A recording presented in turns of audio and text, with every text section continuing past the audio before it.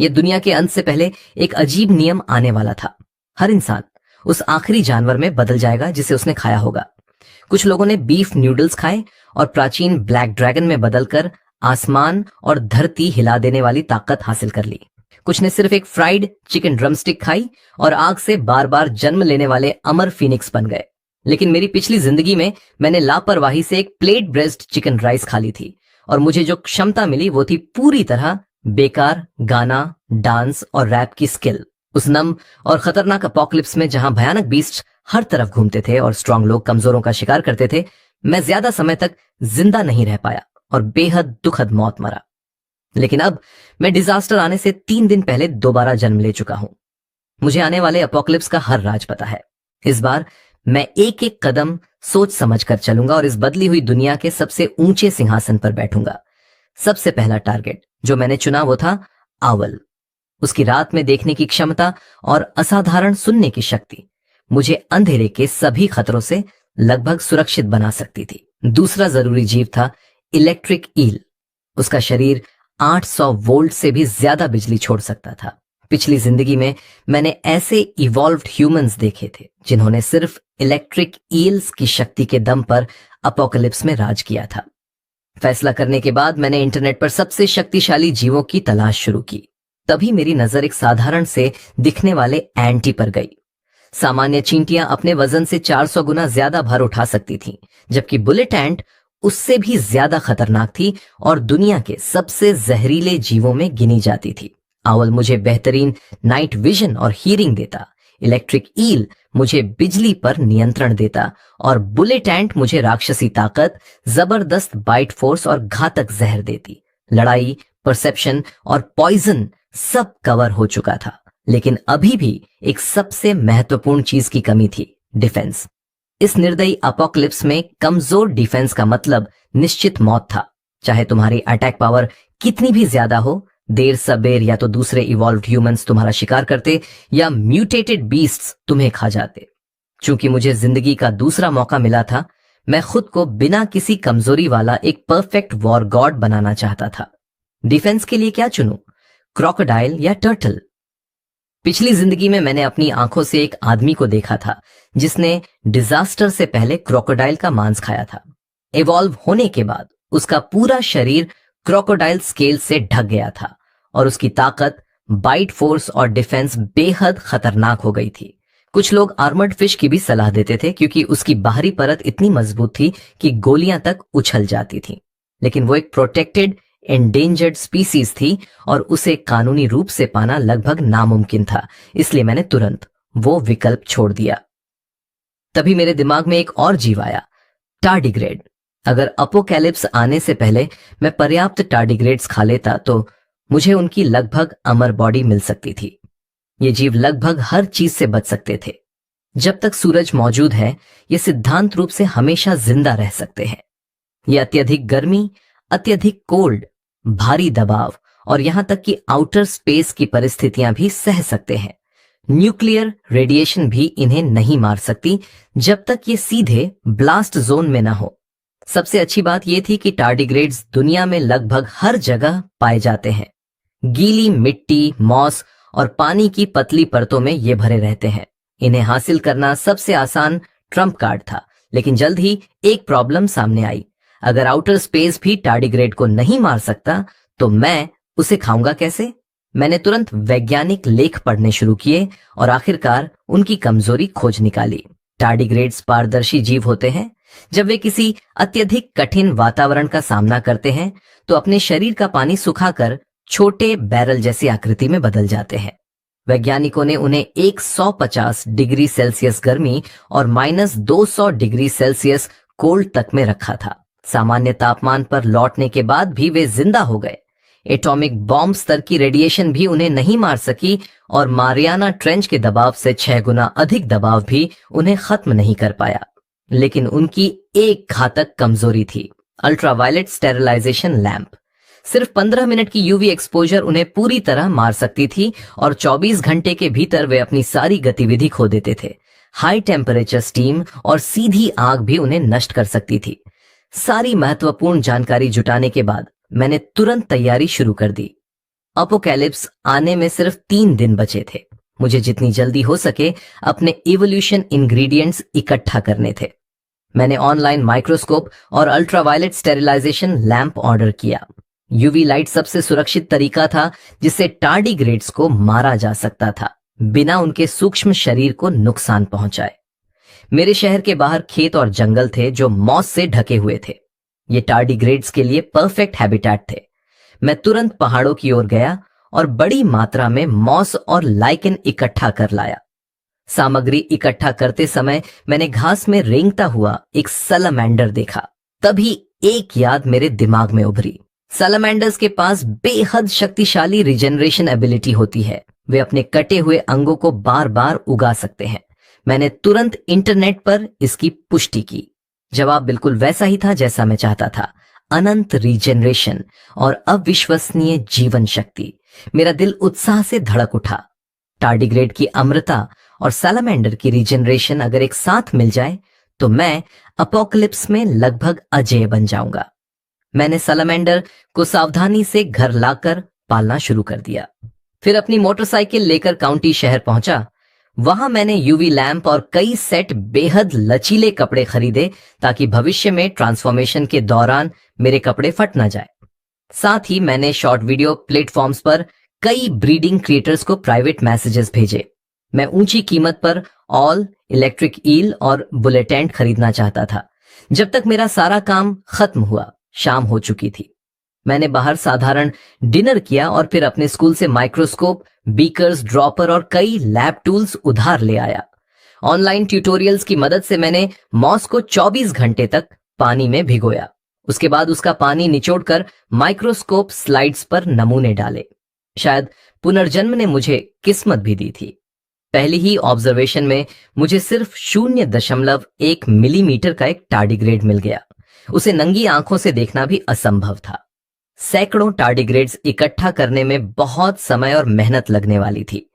पूरे दिन काम करने के बाद भी मुझे सिर्फ 12 मिले। शायद मॉस अभी पर्याप्त समय तक नहीं भीगी थी और ज्यादातर टार्डिग्रेड्स अलग नहीं हुए थे। फिर भी तरीका काम कर रहा था। यही काफी था। मैं अपना सारा समय टार्डिग्रेड्स इकट्ठा करने में नहीं लगा सकता था। तभी मेरे फोन पर एक नोटिफिकेशन आया। जो जिमिंग नाम के एक मशहूर इंसेक्ट ब्रीडर जिसने एंट रिलेटेड कंटेंट से लाखों फॉलोअर्स जुटाए थे, उसने आखिरकार मेरे मैसेज का जवाब दे दिया था।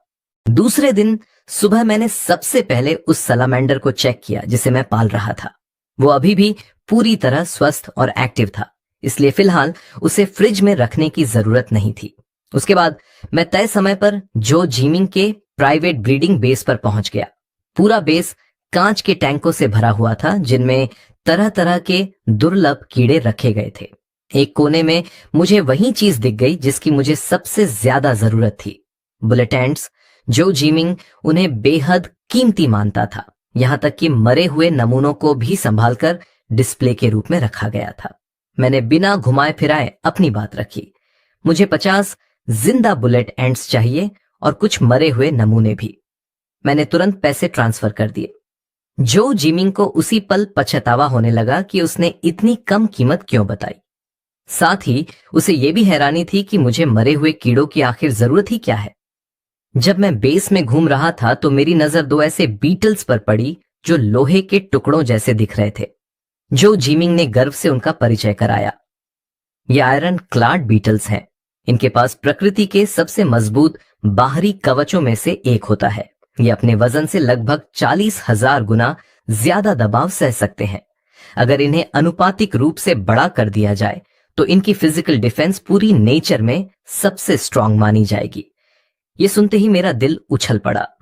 क्या ये वही प्राणी नहीं था जो मेरी पिछली जिंदगी में अपोकलिप्स पर राज करने वाले आयरन आर्मर बीस्ट का प्रोटोटाइप था?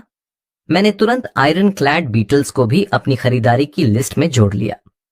मेरी दिलचस्पी देखकर जो जिमिंग ने फौरन कीमत बढ़ा दी। ये दुर्लभ प्रजातियां सस्ती नहीं होती। इनकी कीमत आसानी से कई हजार या यहां तक कि कई दसियों हजार रुपए तक जा सकती है। काफी मोल भाव के बाद मैंने दोनों आयरन क्लाड बीटल्स 20,000 रुपए में खरीद लिए। इस खरीदारी के बाद मेरे पास सिर्फ 10,000 रुपए से थोड़ा ज्यादा बचा था। मुझे अभी इलेक्ट्रिक ईल और ऑल भी खरीदने थे। मौका देखकर मैंने जो जीमिंग से पूछा कि क्या वो किसी ऐसे इंसान को जानता है जो इलेक्ट्रिक ईल बेचता हो। किस्मत से उसका एक दोस्त था जो विदेशी एक्वेरियम जीवों का व्यापार करता था। उसके दोस्त के पास हाल ही में एक अमेरिकन इलेक्ट्रिक ईल आई थी, लेकिन वो उसे जिंदा रखने में नाकाम रहा था। ईल पहले से ही कमजोर हालत में थी और शायद ज्यादा दिन जिंदा नहीं रहने वाली थी। जब मालिक ने सुना कि कोई ऊंची कीमत देने को तैयार है तो उसने उसे 5,000 रुपए में बेचने की पेशकश कर दी। जो जीमिंग ने तुरंत कीमत दोगुनी करके मुझसे 10,000 रुपए मांगे। समय बहुत कम था, इसलिए मुझे मोल भाव करने की फुर्सत नहीं थी। मैंने तुरंत सौदा मान लिया। अंदर ही अंदर जो जीमिंग मुझे बेवकूफ अमीर समझकर हंस रहा था। उसे क्या पता था कि अपोकलिप्स आने के बाद दुनिया का सारा पैसा भी सिर्फ बेकार कागज बनकर रह जाएगा। हम जल्दी ही उस विक्रेता के घर पहुंच गए। ये पक्का करने के बाद कि टैंक में मौजूद जीव वास्तव में एक शुद्ध अमेरिकन इलेक्ट्रिक ईल ही है, मैंने तुरंत भुगतान कर दिया। विक्रेता ने मुझे सलाह भी दी कि ईल को धीरे धीरे नए माहौल में ढालना चाहिए, लेकिन मैंने लापरवाही से जवाब दिया, मैंने सुना है इलेक्ट्रिक ईल का मांस बहुत स्वादिष्ट होता है, मैं इसे पकाकर खाने वाला हूं। दोनों आदमी वहीं जम गए। उसी पल उन्हें भी पछतावा हुआ कि उन्होंने इसे इतनी सस्ती कीमत में क्यों बेच दिया। चूंकि मैं पहले से ही प्रांतीय राजधानी में था, इसलिए मैंने आखिरी बार एक पेट मार्केट का भी रुख किया। वहां मैंने एक कृत्रिम रूप से पाला गया औल खरीद लिया। जंगली औल संरक्षित जीव थे और उनका व्यापार गैर कानूनी था, लेकिन कैद में पाले गए औल्स के पास भी वही शानदार नाइट विजन और सुनने की क्षमता होती थी। मुझे बस वही चाहिए था। 3,000 रुपए में मैंने सबसे अच्छा औल खरीद लिया। आखिरकार मेरे सभी मुख्य इवोल्यूशन इंग्रेडिएंट्स इकट्ठे हो चुके थे। जब मैं घर लौटा तब तक इलेक्ट्रिक ईल पूरी तरह मर चुकी थी। मुझे इसका जरा भी अफसोस नहीं हुआ। मैंने तुरंत उसे साफ किया, प्रोसेस किया और फ्रीजर में रख दिया। एपोक्लिप्स आने से कुछ समय पहले मैं उसे पकाकर खाने वाला था। उसी समय मुझे इवोल्यूशन के असली नियमों की भी समझ आ गई। ज्यादातर लोग मानते थे कि डिजास्टर के दौरान शरीर में बचा हुआ जानवरों का मांस अपोक्लिप्स एनर्जी से प्रभावित होकर इंसानों को संबंधित जानवर की शक्ति दे देता है, लेकिन वो सिर्फ ऊपर से दिखने वाला भ्रम था। एवोल्यूशन के पीछे का असली सच किसी ने कभी पूरी तरह नहीं समझा था। इसके बाद मैंने अस्थायी रूप से टार्डिग्रेड्स इकट्ठा करना बंद कर दिया। ट्रांसफॉर्मेशन वाले दिन मेरे शरीर में किसी दूसरे जानवर का मांस न बचा रहे, इसलिए मैंने लगातार 2 दिनों तक सिर्फ सब्जियां खाई। मेरे पास अभी भी 6,000 रुपए बचे हुए थे। मैंने फैसला किया कि एक एक पैसा खर्च कर दूंगा। मैं शहर की एक लोहार की दुकान पर हथियार खरीदने गया। साधारण चाकू अपोक्लिप्स की क्रूर लड़ाइयों में ज्यादा देर नहीं टिकते। भारी वॉर हैमर और विशाल एक्स मेरी भविष्य की सुपर स्ट्रेंथ और लाइटनिंग एबिलिटीज के लिए कहीं ज्यादा उपयुक्त थे। शहर की लगभग हर मेटल वर्क और खेती के औजारों की दुकान छान मारने के बाद भी मुझे सिर्फ 8 किलो का एक डिमोलिशन हैमर मिला। शुरुआती दौर के लिए यही काफी था। इसके बाद मैंने crocodile meat, high calorie chocolate और एक मैकेनिकल पॉकेट वॉच खरीदी। अपोकैलिप्स आने के बाद बिजली खत्म हो जानी थी। दिन और रात का फर्क समझना मुश्किल हो जाता। सिर्फ मैकेनिकल वॉचेस ही समय का भरोसेमंद हिसाब रख सकती थी। घर लौटकर मैंने उन टार्डिग्रेड्स को सावधानी से सील कर दिया जिन्हें मैं पहले ही मार चुका था। मैंने साधारण चींटियों को भूनकर उनका पाउडर बनाया और उसे चॉकलेट पेलेट्स में मिला दिया ताकि उन्हें आसानी से खाया जा सके। फिर 5 किलो क्रोकोडाइल मीट को मीट बॉल्स में बदलकर अपने पुराने होम रूम टीचर को दे दिया, जिसने पिछली जिंदगी में मेरी मदद की थी। उसके बाद मैंने अपनी सारी तैयारियों की समीक्षा की।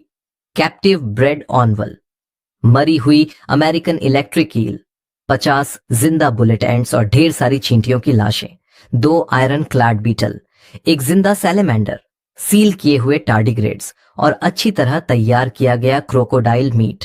सब कुछ मौजूद था। हर चीज मेरे फ्रिज और स्टोरेज रूम में करीने से रखी हुई थी। इन अविश्वसनीय ट्रम्प कार्ड्स को देखकर मुझे पूरी तरह सुकून महसूस हुआ। पिछली जिंदगी में मैं एक साधारण और कमजोर इंसान था, लेकिन इस बार मेरे पास 10 टॉप टियर इवोल्यूशनरी टैलेंट्स थे। मैं अपोकैलिप्स को हिला देने वाला था। उन ट्रांसफॉर्मेशन रूल्स के अनुसार जिन्हें मैंने बड़ी मुश्किल से खोजा था, मैंने एक एक करके सभी इंग्रेडिएंट्स खाना शुरू कर दिया। सबसे पहले मैंने खास तौर पर तैयार किए गए बुलेट एंड चॉकलेट पेलेट्स खाए। जैसे ही वो मेरे पेट में पहुंचे, मेरे पूरे शरीर में जलन जैसी भावना फैल गई। मॉन्स्ट्रस स्ट्रेंथ और डेडली वेनम का स्रोत चुपचाप मेरे शरीर में समाने लगा। इसके बाद मैंने आयरन क्लैड बीटल्स निगल ली। उनके कवच सूखे, कठोर और चबाने में बेहद मुश्किल थे।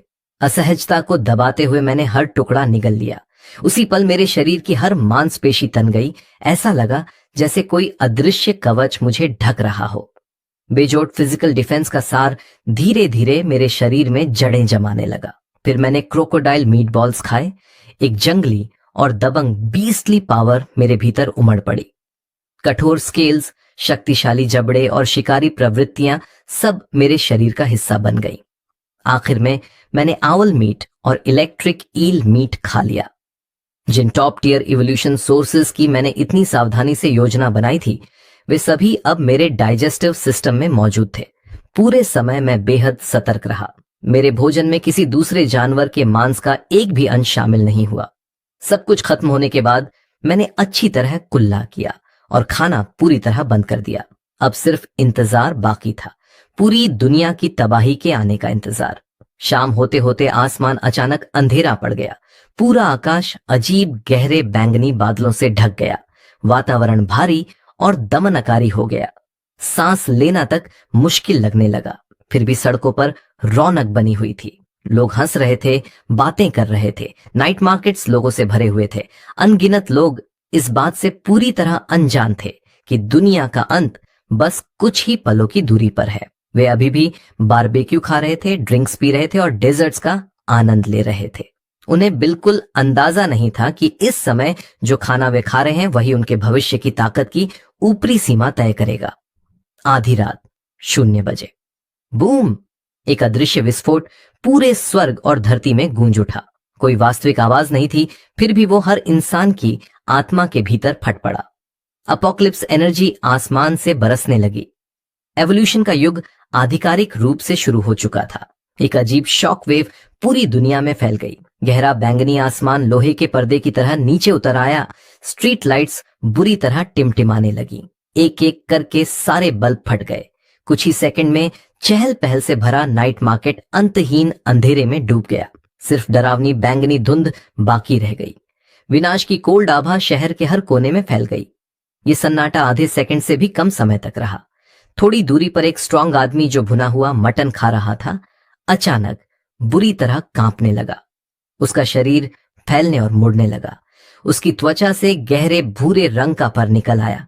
कुछ ही पलों में वो एक खूंखार ब्लैक शीप में बदल गया। उसकी आंखें खून जैसी लाल चमक रही थीं। इंसानियत का हर निशान गायब हो चुका था। सिर्फ जंगली पशु प्रवृत्तियां बची थीं। उसके पास खड़ी एक युवती बिल्कुल अलग तरीके से बदल रही थी। उसका शरीर नरम पड़ गया।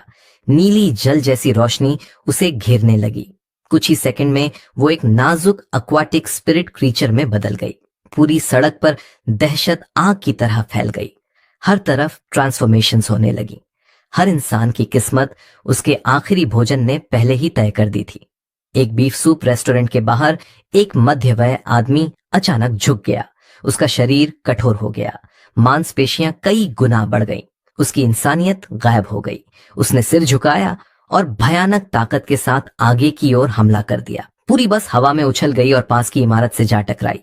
ईंटें टूट गईं, स्टील मुड़ गया, धूल का बादल छा गया। दूसरी तरफ एक फ्रॉग रेस्टोरेंट के पीछे एक आदमी घुटनों के बल गिर पड़ा और बुरी तरह कांपने लगा। उसकी त्वचा गीली और धब्बेदार हो गई। उसका चेहरा एक विकृत टोड जैसा बन गया। उसकी लाल जीभ बिजली की गति से बाहर निकली। एक भागते हुए राहगीर को लपेटकर उसने अपनी तरफ खींच लिया और जिंदा निकल गया। कुछ ही पलों बाद उसके शरीर पर कई फोड़े फूट पड़े। बदबूदार अम्लीय तरल जमीन पर गिरा और सड़क तुरंत पिघलने लगी। उसी क्षण जंगल के कानून का सबसे क्रूर रूप सच में शुरू हो चुका था। मैं अपने 2 मंजिला घर की खिड़की पर खड़ा नीचे फैले बवाल को कोल्ड भाव से देख रहा था। तभी पड़ोसी बिल्डिंग से अचानक गुस्से भरी दहाड़ सुनाई दी। 2 मीटर से भी ऊंचा एक ब्लैक वुल्फ म्यूटेंट गलियारे को तोड़ता हुआ बाहर निकला। उसने एक ही वार में सेफ्टी विंडो चकनाचूर कर दी। जमीन पर उतरने के बाद उसकी नजर भागती हुई भीड़ पर घूमी और जल्द ही एक अकेली युवती पर जाकर टिक गई। उसने शरीर नीचे झुकाया और हमला करने के लिए दौड़ पड़ा। लड़की डर से कांप रही थी। उसके पैरों में इतनी कमजोरी आ चुकी थी कि वो भाग भी नहीं पा रही थी। आसपास मौजूद हर इंसान सिर्फ अपनी जान बचाने में लगा था। कोई भी उसकी मदद करने की हिम्मत नहीं कर रहा था। मेरी आंखें कोल्ड हो गईं। मैं इतनी जल्दी अपनी ताकत उजागर नहीं करना चाहता था।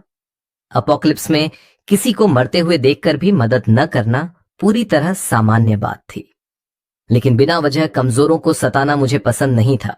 और वैसे भी ये मेरी नई क्षमताओं की असली ताकत परखने का एक अच्छा मौका था।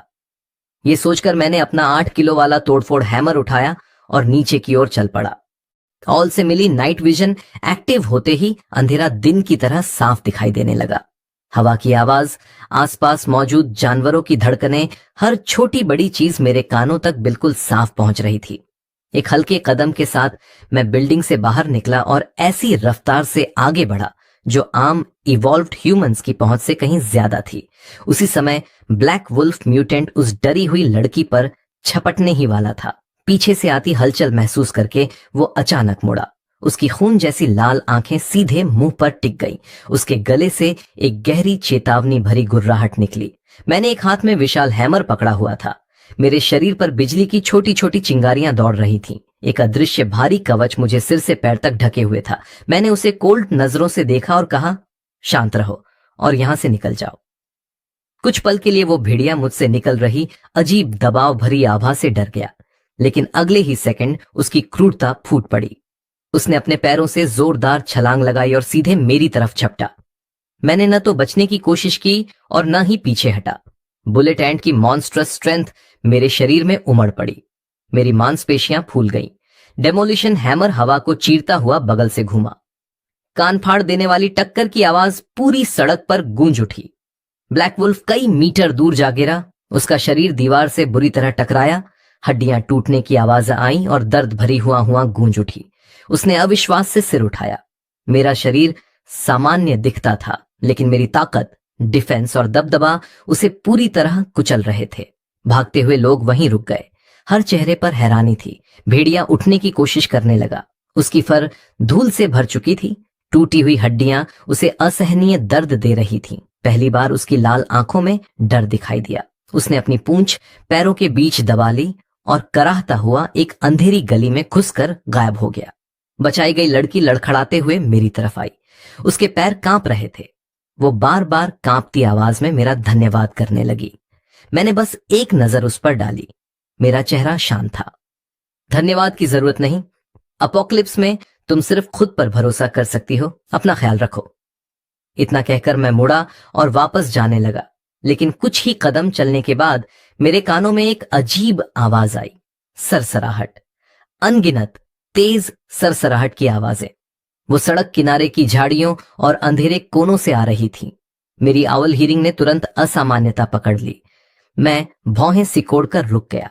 अगले ही पल नाखून के आकार की अनगिनत काली छींटियां चारों तरफ से बाहर निकल आईं।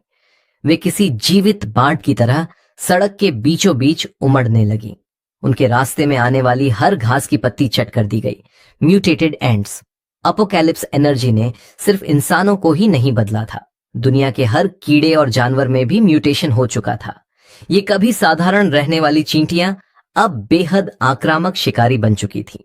जो लोग काफी दूर नहीं भाग पाए थे, वे तुरंत उनके झुंड में फंस गए। हर तरफ चीखें गूंज उठी। लड़की का चेहरा सफेद पड़ गया। वो मेरे पीछे छिप गई और कांपते हुए बोली, इतनी सारी हैं, अब क्या करे? क्या हम मरने वाले हैं? मेरी आंखें कोल्ड हो गई। नीली बिजली की चमक तुरंत मेरे शरीर पर फैल गई। बिल्कुल सही। इलेक्ट्रिक ईल की शक्ति परखने का इससे अच्छा मौका नहीं मिल सकता था। मैं वहीं स्थिर खड़ा रहा। सिर्फ एक विचार के साथ मेरे शरीर से 800 वोल्ट से भी ज्यादा बिजली फट पड़ी। करंट मेरे पैरों से जमीन में उतर गया। चारों तरफ चटचटाहट की आवाजें गूंजने लगीं। नीली बिजली जाल की तरह फैल गई। जैसे ही म्यूटेटेड एंट्स बिजली से टकराईं, वे काली होकर जल गईं। बड़ी संख्या में चींटियां तुरंत मर गईं। जले हुए मांस की बदबू हवा में भर गई। दुर्भाग्य से चींटियों की संख्या बहुत ज्यादा थी। एक झुंड मरता तो दूसरा बिना डरे उसकी जगह ले लेता। सिर्फ एरिया लाइटनिंग काफी नहीं थी। मैंने तुरंत रणनीति बदली। बुलेट एंड का वेनम टैलेंट एक्टिव हो गया। मेरी उंगलियों के आसपास हल्की बैंगनी चमक उभर आई। मेरे चारों ओर फैले इलेक्ट्रिक फील्ड के साथ मिलकर 3 मीटर के दायरे में आने वाली हर चींटी या तो बिजली से झुलस जाती या जहर से मर जाती। उसी समय आयरन क्लाड बीटल और क्रोकोडाइल की डिफेंसिव एबिलिटीज पूरी तरह सक्रिय हो गई। कुछ चींटियां मेरे शरीर पर चढ़ने में सफल भी हो गईं, लेकिन वे मेरी कवच जैसी त्वचा को काट तक नहीं सकी। एक भी खरोंच नहीं आई। वहीं टार्डिग्रेड की इमोर्टैलिटी और सैलमेंडर की रिजेनरेशन ने चोट की चिंता पूरी तरह खत्म कर दी। अगर मैं घायल भी होता तो तुरंत ठीक हो जाता। कुछ ही मिनटों में मेरे आसपास चींटियों की लाशों का पहाड़ खड़ा हो गया। मरे हुए कीड़ों ने एक प्राकृतिक दीवार बना दी जिसने आगे बढ़ते झुंड को रोक दिया। मेरे पीछे खड़ी लड़की अविश्वास से मुझे देख रही थी। उसकी नजर में मैंने एक ऐसी आपदा को अकेले रोक दिया था जिससे बचना नामुमकिन होना चाहिए था। चींटियों से निपटने के बाद मैं उसे जाने के लिए कहने ही वाला था कि तभी एक भयानक दहाड़ ने पूरे इलाके को हिला दिया। जमीन कांप उठी। सभी लोग आवाज की दिशा में देखने लगे। लगभग 3 मीटर ऊंचा एक विशाल जंगली कुत्ता हमारी ओर दौड़ रहा था। उसके मुंह से लंबे दांत बाहर निकले हुए थे। उसके पीछे 1 दर्जन से ज्यादा हथियारबंद इंसान भाग रहे थे। उनके हाथों में डंडे और ब्लेड थे। उनकी आंखें क्रूरता से भरी हुई थीं। साफ था कि ये अपोकलिप्स के बाद जल्दी ही एक ग्रुप बना चुके इवॉल्व्ड ह्यूमंस थे और उस म्यूटेंट बीस्ट का शिकार कर रहे थे। तभी स्थिति पल भर में बदल गई। विशाल कुत्ता अचानक मुड़ा। उसके एक पंजे ने सबसे आगे दौड़ रहे आदमी को जमीन में गाड़ दिया। किसी के कुछ समझने से पहले ही उसने उसका गला चबा डाला। खून चारों तरफ बिखर गया। बाकी शिकारी डर से पीले पड़ गए। उनकी हिम्मत उसी पल टूट गई और वे चारों तरफ भाग खड़े हुए। आदमी को मारने के बाद विशाल कुत्ते ने धीरे धीरे चारों ओर नजर दौड़ाई। उसकी नजर आखिरकार मुझ पर आकर टिक गई। शायद उसे महसूस हो गया था कि मैं बाकी लोगों से अलग हूं, या शायद उसने मुझे ज्यादा स्ट्रांग शिकार समझ लिया था। जो भी हो, वो सीधे मेरी ओर दौड़ पड़ा। उसकी रफ्तार हैरान कर देने वाली थी। मैंने भौहें सिकोड़ ली। मैं मुसीबत ढूंढ नहीं रहा था, लेकिन मुसीबत बार बार मेरे पास चली आ रही थी। ठीक है, यही मौका था मेरी सारी क्षमताओं की संयुक्त ताकत जांचने का। मैंने 8 किलो का डिमोलिशन हैमर मजबूती से पकड़ा और बुलेट एंट की मॉन्स्ट्रस स्ट्रेंथ को पूरी तरह एक्टिव कर दिया। मेरी बाहों की नसें उभर आईं। बिजली मेरे शरीर के चारों ओर लिपट गई। मैं बिल्कुल स्थिर खड़ा रहा, इंतजार करता हुआ। आसपास मौजूद हर इंसान ने सांस रोक ली। विशाल कुत्ता एक झटके में मेरे सामने पहुंच गया। उसका जबड़ा इतना बड़ा था कि किसी इंसान का पूरा सिर निगल सकता था। वो सीधे मेरे गले की तरफ झपटा। मैं पीछे नहीं हटा, उल्टा मैं खुद उसकी ओर बढ़ा। नाइट विजन की मदद से मैं उसकी हर हरकत साफ देख पा रहा था। मैंने अपनी पूरी ताकत बाहों में इकट्ठी कर ली। हैमर मेरे सिर के ऊपर उठा, फिर पूरी ताकत के साथ नीचे गिरा। बूम! टक्कर की आवाज किसी विस्फोट जैसी थी। कुत्ते की खोपड़ी उसी पल अंदर धंस गई। बिजली उसके शरीर में दौड़ गई। तुरंत बाद जहर भी फैल गया। उसका नर्वस सिस्टम नष्ट हो गया। जहर हर अंग में फैल गया। विशाल जानवर को चीखने का मौका तक नहीं मिला। उसका भारी शरीर जोर से जमीन पर गिरा और कुछ आखिरी झटकों के बाद हमेशा के लिए मर गया। सिर्फ एक बार। एक हाई लेवल म्यूटेंट बीस्ट पल भर में खत्म हो गया। दूर खड़े बचे हुए लोग पत्थर की तरह जम गए। सड़क पर सन्नाटा छा गया। हर नजर में डर और श्रद्धा दोनों मौजूद थे। मैंने आराम से अपने हैमर पर लगा खून झटक दिया। मेरा चेहरा अब भी शांत था। मैं उस लाश की जांच करने ही वाला था कि तभी रोअर पहाड़ों की दिशा से पहले से कहीं ज्यादा भयानक दहाड़ गूंज उठी। उसकी शक्ति पहले वाली हर आवाज से कई गुना ज्यादा थी। एक दबाव की लहर पूरे शहर पर छा गई। जमीन बुरी तरह कांपने लगी। खिड़कियां टूट गईं, यहां तक कि हवा भी भारी महसूस होने लगी। आसपास मौजूद म्यूटेटेड इंसेक्ट्स और लो लेवल बीस्ट्स डर के मारे जमीन पर गिर पड़े। कोई भी हिलने की हिम्मत नहीं कर रहा था। मैंने तुरंत पहाड़ों की ओर देखा। मेरा चेहरा गंभीर हो गया। कुछ गड़बड़ थी। पिछली जिंदगी में अपोकलिप्स के शुरुआती दौर में ऐसा शक्तिशाली बीस्ट कभी नहीं दिखाई दिया था। क्या मेरे रीबर्थ ने भविष्य बदल दिया था? सिर्फ उसकी ऑरा से ही महसूस हो रहा था कि वो विशाल कुत्ते से कहीं ज्यादा स्ट्रांग है। निस्संदेह वो एक टॉप टियर बीस्ट था। किसी ने चीख कर कहा, वो क्या है? सभी लोग जंगल के प्रवेश द्वार की तरफ देखने लगे। अंधेरे से धीरे धीरे एक विशाल छाया बाहर आई। उसकी ऊंचाई 5 मीटर थी। उसका पूरा शरीर काले कवच जैसी स्केल से ढका हुआ था। उसका सिर भालू जैसा था। उसकी खोपड़ी से 3 खून जैसे लाल सींग निकले हुए थे। उसके अंग मोटे और शक्तिशाली थे। उसका हर कदम जमीन में गहरे निशान छोड़ रहा था। उसके दांतों से बदबूदार लार टपक रही थी। उसकी आंखें खून की प्यास से चमक रही थी। Mutated black armoured bear. भीड़ पूरी तरह टूट गई। कई लोग डर के मारे जमीन पर गिर पड़े, बाकी सिर्फ कांप रहे थे। हम मर गए, ऐसी चीज को कोई नहीं रोक सकता। ब्लैक आर्मर्ड बियर ने पूरे शहर पर नजर दौड़ाई। जल्द ही उसकी लाल आंखें मुझ पर टिक गईं। उसे महसूस हो गया था कि मैंने अभी अभी एक शक्तिशाली बीस्ट को मारा है। फिर उसने दहाड़ लगाई और दौड़ पड़ा। उसकी रफ्तार इतनी ज्यादा थी कि पीछे आफ्टर इमेजेस बन रहे थे। कुछ ही सेकंड में वो सड़क के बीच पहुंच गया। उसका विशाल पंजा भयानक ताकत के साथ मेरी ओर गिरा। भागो! वो लड़की जिसे मैंने बचाया था पूरी ताकत से चीखी, लेकिन मैं नहीं हिला। मैंने अपनी सारी डिफेंसिव टैलेंट्स एक साथ एक्टिव कर दी। आयरन क्लैड बीटल का अल्टीमेट आर्मर, क्रोकोडाइल की हार्डन्ड स्केल्स, दोनों डिफेंस एक साथ जुड़ गए। मेरा शरीर एक जीवित किले में बदल गया। साथ ही टार्डिग्रेड की इमॉर्टैलिटी और सालामैंडर की रिजेनरेशन तैयार खड़ी थी। आने वाले हमले का सामना करते हुए मैंने अपना हैमर उठाया। बुलेटेंट की 400 गुना ताकत पूरी तरह फट पड़ी। मेरे शरीर की हर मांसपेशी तन गई। मेरी सारी शक्ति हथियार में समा गई और फिर मैंने वार कर दिया। बूम! हवा में धातु के टकराने जैसा जोरदार धमाका गूंज उठा। टक्कर से पैदा हुई शॉकवेव चारों तरफ फैल गई। कूड़ेदान, साइन बोर्ड और मलबा हवा में उड़ गया। मैं 3 कदम पीछे खिसक गया और जमीन पर गहरी लकीरें बन गई। मेरी बाजुओं में हल्की सुन्नता महसूस हुई। वहीं दूसरी तरफ म्यूटेटेड ब्लैक आर्मर्ड बियर भी कई मीटर पीछे धकेल दिया गया। उसका विशाल शरीर लड़खड़ा गया। किसी को भी बढ़त नहीं मिली थी। बेयर मुझे अविश्वास से घूर रहा था। फिर उसका गुस्सा पूरी तरह फूट पड़ा। रोर! उसने दोबारा हमला कर दिया। उसके विशाल पंजे बार बार जमीन पर गिर रहे थे।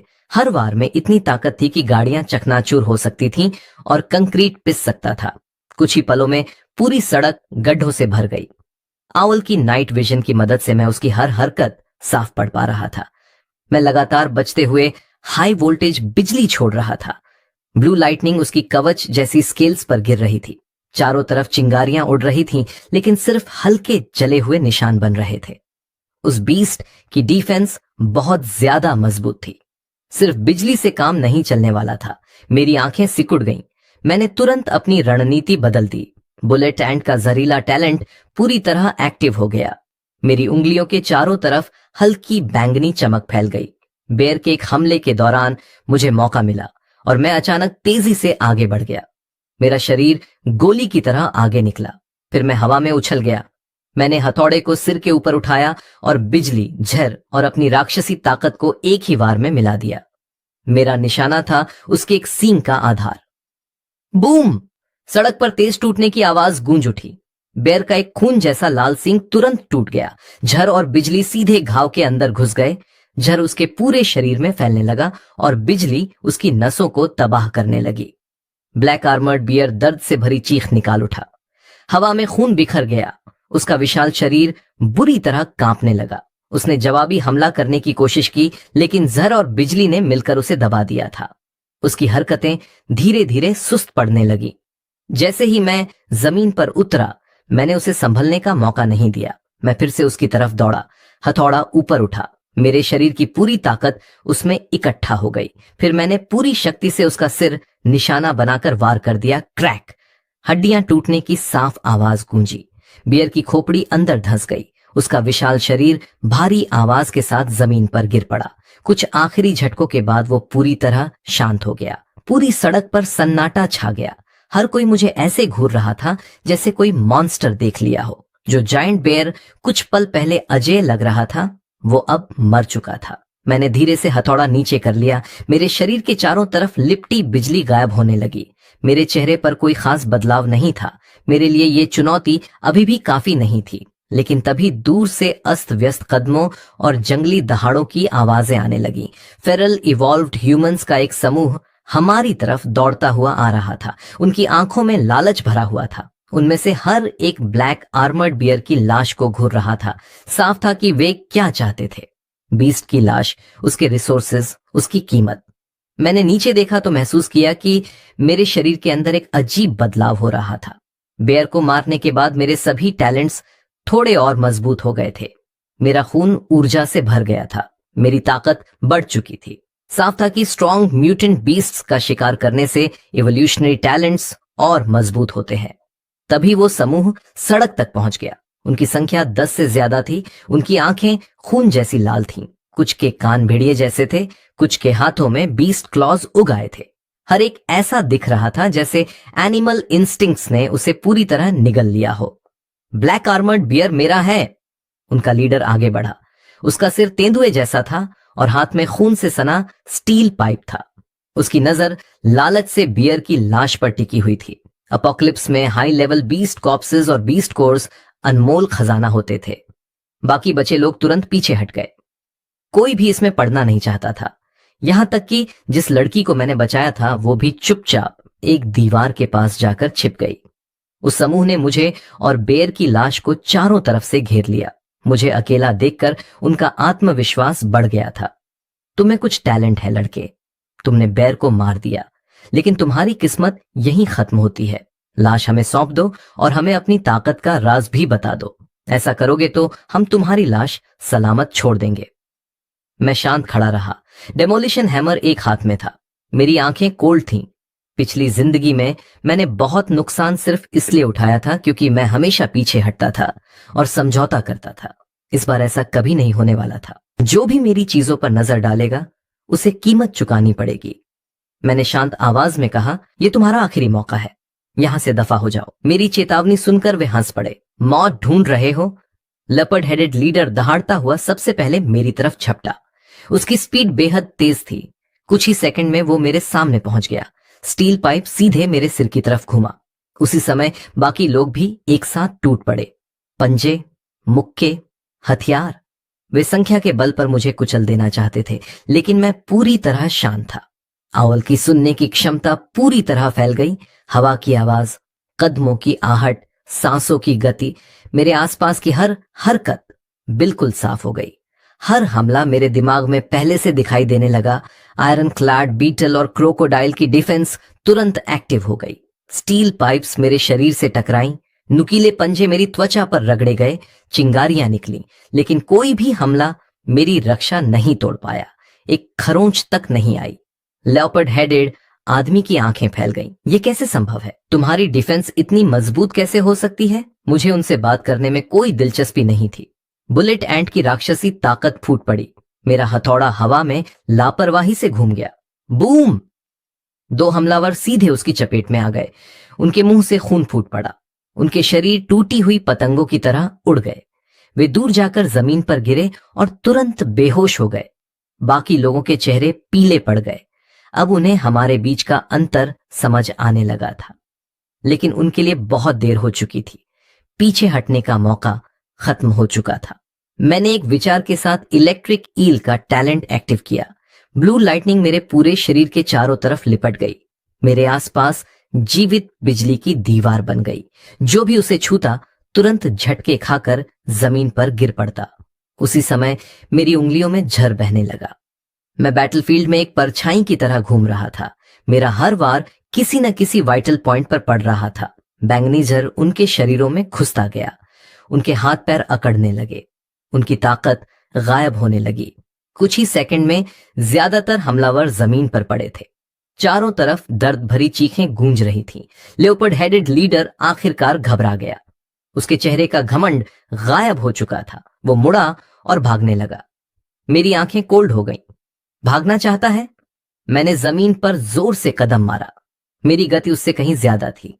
एक ही छलांग में मैं उसके पास पहुंच गया। फिर हथौड़ा नीचे गिरा। क्रैक! उसकी रीढ़ की हड्डी टूट गई। लेपर्ड हेडेड आदमी घुटनों पर गिर पड़ा और लड़ने की सारी ताकत खो बैठा। मैंने पूरे समूह को बिना किसी दया के देखा। अपोकलिप्स का सिर्फ एक ही नियम था, स्ट्रांग जिंदा रहते हैं, कमजोर मर जाते हैं। दुश्मनों पर दया दिखाना खुद पर अत्याचार करने जैसा था। स्कैवेंजर्स को खत्म करने के बाद मैं ब्लैक आर्मर्ड बेयर की लाश की तरफ बढ़ा। जल्द ही मुझे वो चीज मिल गई जिसकी तलाश थी। उसकी खोपड़ी के अंदर एक बीस्ट कोर मौजूद था। वो अंडे जितना बड़ा था, बिल्कुल काला, चमकदार। उसके अंदर हल्की ऊर्जा लहरें उठ रही थी। यही किसी हाई लेवल म्यूटेंट बीस्ट का असली खजाना था। जैसे ही मैंने उसे छुआ, ऊर्जा मेरे शरीर में बहने लगी। मेरे सभी टैलेंट्स प्रतिक्रिया देने लगे। आवर की परसेप्शन, इलेक्ट्रिक ईल की लाइटनिंग, बुलेट एंट की स्ट्रेंथ, आयरन क्लैड बीटल की डिफेंस, सभी उस शुद्ध ऊर्जा को लालच से सोखने लगे। मेरे आसपास बचे हुए लोग डर और सम्मान से मुझे घूर रहे थे। किसी की हिम्मत नहीं हो रही थी कि जोर से सांस भी ले सके। जिस लड़की को मैंने बचाया था, उसने हिम्मत जुटाकर आगे कदम बढ़ाया। तुम ठीक हो? मैंने उसके सवाल को नजरअंदाज कर दिया। मेरा ध्यान अभी भी बेर की लाश पर था। मेरे दिमाग में एक विचार उभरा। हाई लेवल म्यूटेंट बीस्ट्स का मांस और बीस्ट कोर अपोकैलिप्स के सबसे बड़े खजानों में से थे। जो भी उन्हें खाता वो और मजबूत हो जाता, लेकिन उसका जोखिम भी उतना ही घातक था। आम इवॉल्व्ड ह्यूमंस अगर लापरवाही से बीस्ट फ्लैश खा लेते तो टैलेंट करप्शन का शिकार हो जाते, कुछ कमजोर हो जाते, कुछ अपनी समझ खोकर खून के प्यासे मॉन्स्टर्स बन जाते। लेकिन मैं अलग था। टार्डिग्रेड की अमृता और मेरे पूरी तरह कंपैटिबल टैलेंट्स मुझे इन साइड इफेक्ट्स से बचाते थे। मैं सुरक्षित रूप से बीस्ट एसेंस को सोख सकता था और लगातार मजबूत होता जा सकता था। रीबर्थ के बाद ये मेरी सबसे बड़ी ताकतों में से एक थी और इसे किसी भी कीमत पर उजागर नहीं होने देना था। अगर लोगों को पता चल गया कि मैं बिना किसी नुकसान के खुद को मजबूत कर सकता हूं, तो अपोकलिप्स की हर बड़ी शक्ति मेरा शिकार करने निकल पड़ेगी। ये सोचकर मैंने तुरंत बीस्ट कोर को अब्सॉर्ब करने की इच्छा दबा दी। उसकी जगह मैंने उसे सावधानी से संभाल कर रख लिया। बाद में किसी सुरक्षित जगह पर जाकर उसे एब्सॉर्ब करूंगा। तभी आउल की एनहांस्ड हीरिंग ने कुछ असामान्य पकड़ लिया। उत्तर पश्चिम दिशा से हवा को चीरती हुई अनगिनत आवाजें आ रही थीं। भारी कदमों की गूंज, तेज रफ्तार से बढ़ती हरकतें, कम से कम 30 जीव, और उनमें से हर एक की ऑरा ब्लैक आर्मर्ड बेयर से भी ज्यादा हिंसक थी। मेरा चेहरा गंभीर हो गया। एक बीस्ट टाइड आ रही थी।